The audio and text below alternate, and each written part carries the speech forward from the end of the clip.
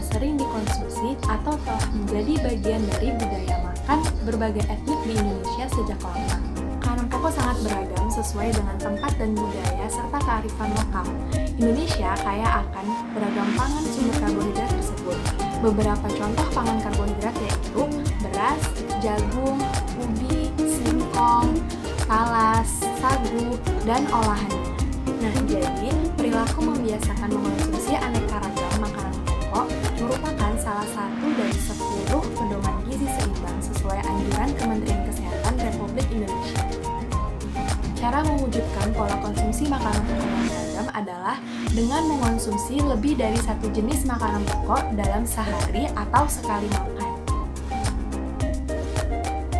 Kalian tahu nggak sih kandungan makanan pokok di samping mengandung karbohidrat dalam makanan pokok biasanya terkandung antara lain vitamin B1 atau thiamin, vitamin B2 atau riboflavin, dan beberapa mineral. Nah, mineral dari makanan pokok ini biasanya mempunyai mutu biologis atau penyerapan oleh tubuh yang rendah. Kalau sereal yaitu seperti jagung, beras merah, beras hitam, atau biji-bijian yang tidak disosok dalam penggilingannya mengandung serat yang tinggi. Serat ini penting untuk melancarkan buang air besar dan pengendalian kolesterol darah. Selain itu, sereal tersebut juga memiliki karbohidrat yang lambat berubah menjadi gula darah, sehingga turut mencegah gula darah yang tinggi. Beberapa jenis umbi-umbian juga mengandung zat non-gizi yang bermanfaat untuk kesehatan, seperti ubi jalar ungu dan ubi jalar kuning yang mengandung antosianin dan lain-lain. Selain makanan pokok yang diproduksi di Indonesia, ada juga makanan pokok yang tersedia di Indonesia melalui impor seperti terigu. Pemerintah Indonesia telah mewajibkan pengayaan mineral dan vitamin seperti zat besi, zinc, asam folat, thiamin, dan riboflavin pada semua terigu yang dipasarkan di Indonesia sebagai bagian dari strategi perbaikan gizi, terutama pada penanggulangan anemia gizi. Adapun salah satu untuk tata citra pangan karbohidrat lokal adalah dengan mencampur makanan karbohidrat lokal dengan terigu, seperti pengembangan produk boga yang beragam, misalnya roti atau mie campuran tepung singkong dengan tepung terigu, pembuatan roti gulung pisang, singkong goreng, keju, dan lain-lain. Dalam mengonsumsi karbohidrat, kita juga tidak boleh berlebihan ya. Nah, saya akan menjelaskan beberapa akibat kelebihan konsumsi karbohidrat. Di antaranya adalah sulit menurunkan berat badan.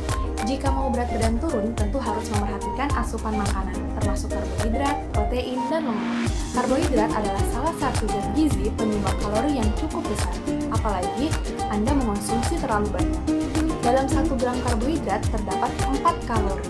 Jadi, semakin banyak karbohidrat yang Anda makan, maka akan banyak kalori yang masuk dan akan membuat berat badan meningkat. Kadar kolesterol meningkat.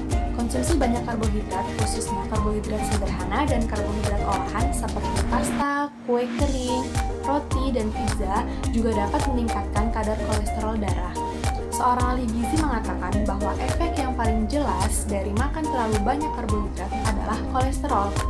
Makan terlalu banyak karbohidrat sederhana dan karbohidrat olahan, lebih dari 60% total kalori harian, berpotensi meningkatkan kolesterol jahat dan menurunkan kolesterol baik. Sering merasa lapar. Pada dasarnya, ketika gula darah rendah, tubuh akan merespon dengan adanya rasa lapar. Jika terlalu banyak makan karbohidrat, alih-alih merasa kenyang, tubuh akan kelaparan. Pasalnya, tubuh akan mengolah karbohidrat dalam jumlah banyak sekaligus. Kondisi ini akan membuat kadar gula darah naik dengan cepat, namun karena terlalu banyak kadar gula darah, justru akan cepat menurun kembali dan akhirnya merasa lapar saat itu. Kondisi ini akan terus seperti itu siklusnya.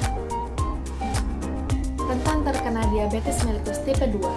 Orang yang kelebihan karbohidrat berpotensi mengalami peningkatan berat badan lebih mudah.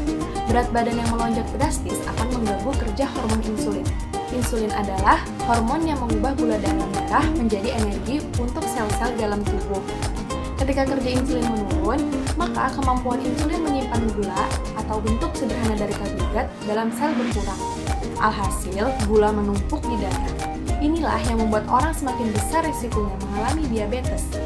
Tak hanya kebanyakan makan nasi, Sumber karbohidrat yang paling sering memicu keadaan ini adalah gula tambahan atau gula olahan yang ada di dalam minuman manis, bumbu-bumbu, dan soda. Karena bentuknya yang tidak padat, sehingga orang tidak sadar memasukkan terlalu banyak karbohidrat ke dalam tubuhnya. Demikianlah sedikit penyampaian dari saya mengenai konsumsi aneka ragam makanan pokok atau karbohidrat. Apabila ada perkataan yang salah atau kurang dipahami, saya mohon maaf yang sebesar-besarnya. Semoga materi yang saya sampaikan dapat bermanfaat untuk kita semua.